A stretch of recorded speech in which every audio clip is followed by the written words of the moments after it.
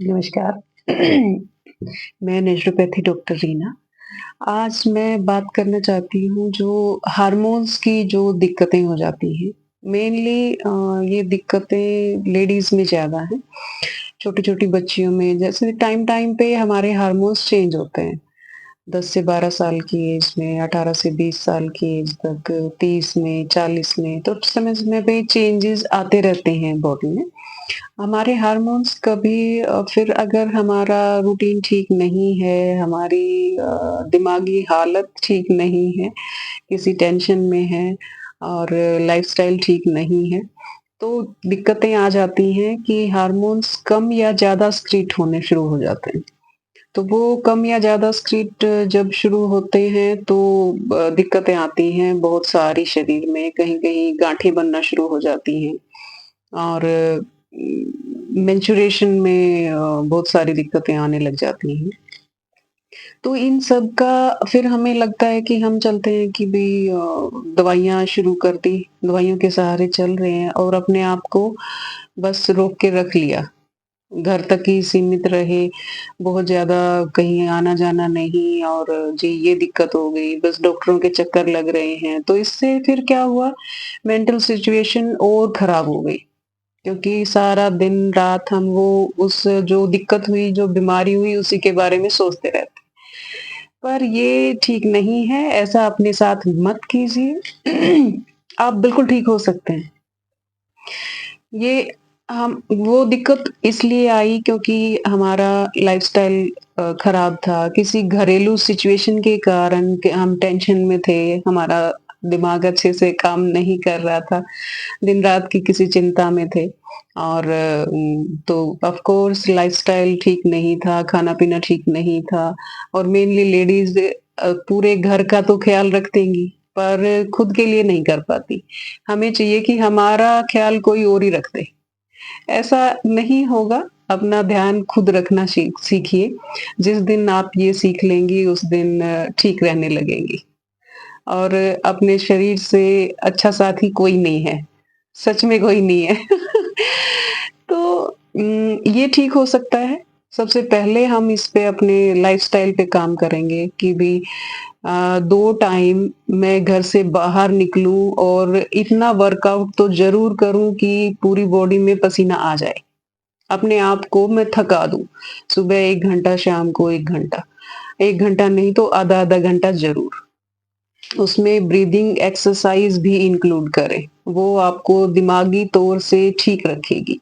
Deep breathing करें, अनुलोम-विलोम करें, कपालभाति करें, खाली पेट ही करते हैं प्राणायाम। पहले थोड़ा-सा प्राणायाम कर लिया, उसके बाद योगा एक्सरसाइज़ कोई परफ़ॉर्म करनी है, तो योगा एक्सरसाइज़ कीजिए।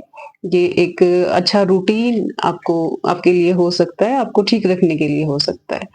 फिर ये कर सकते हैं और कोई जॉगिंग कर सकते हैं, रनिंग कर सकते हैं और किसी गेम में गेम खेलना शुरू कर देंगे कि रूटीन बन जाए हमारा और कुछ नहीं कुछ कर पा रहे हैं, आपको बाहर नहीं जा पा रहे हैं और कोई रूटीन नहीं बना पा रहे हैं, तो चाहे जिम जॉइन कर लो, पर अपना रूटीन बनाओ। एक टाइम तो बाहर ये है कि डीप ब्रीदिंग करें वो तो खुले में बैठ के, वो अपने घर पे भी कोई ऐसा एरिया देख के कि खुले में डीप ब्रीदिंग कर ली।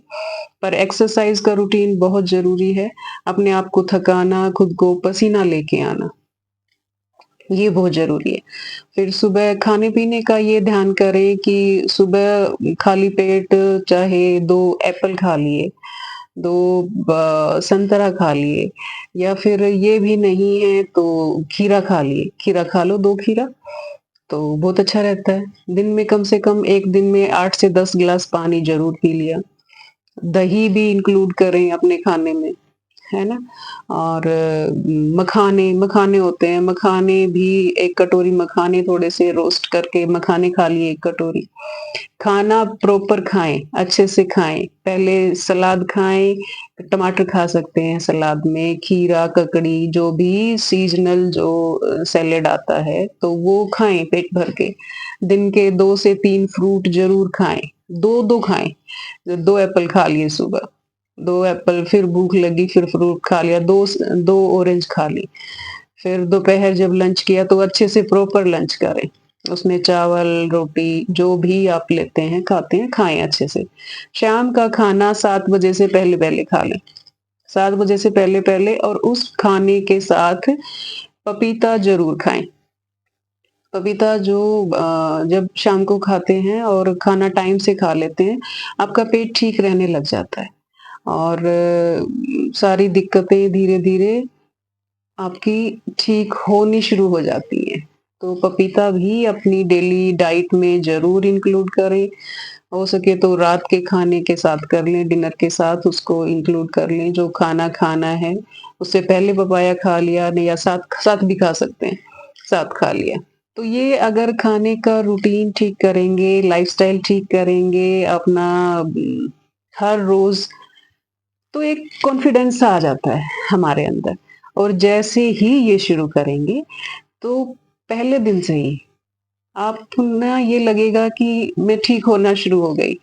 बिल्कुल फर्स्ट डे से ही एक इतनी अच्छी फीलिंग आती है कि हाँ, है फ़र्क।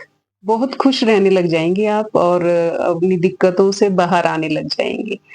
तो खुद के लिए ये कीजिए, जब खुद के लिए कर पाएँगी, तो ही फैमिली के लिए कर पाएँगी। ना तो एक होती है एज कि 20 तक 30-35 तक बच्चों का करते-करते, फैमिली के लिए करते-करते फिर थक जाती हैं बिल्कुल क्योंकि तब तक अपनी इतनी प्रॉब्लम्स इकट्ठी कर लेती हैं कि अब तो भई मैं मेरे तो उठने वाली हालत नहीं है ना? वो जैसे ही हस्बैंड लोग आएँगे बाहर से तो सिर पे पट्टा बाँध लिया, पैर बाँधे हुए हैं कि भई दुख रहे हैं। अब उनको भी नहीं पसंद आता कि जैसे ही घर में आओ तो इसकी तो यही राम कहानी है ना? सिर बाँध के बैठी है। तो वो अगला बंदा चाहता है कि भई आया हूँ तो मेरे लिए दो कुछ बना के, है ना? सेवा करो उनकी। पर डियर लेडीज़ अगर खुद की सेवा नहीं कर पाए ना, तो किसी की नहीं कर पाओगे। तो पहले खुद को खुश रखना सीखो, पहले खुद का रूटीन ठीक करो, खुद को ठीक करो, फिर फैमिली की करो। फिर फैमिली भी अपने आप ही ठीक रहेगी। जब आप ठीक रहेंगी और खुश रहेंगी, तो फैमिली को भी खुश रख पाएँगी। ढेरों शुभकामनाओं के साथ, नमस्कार।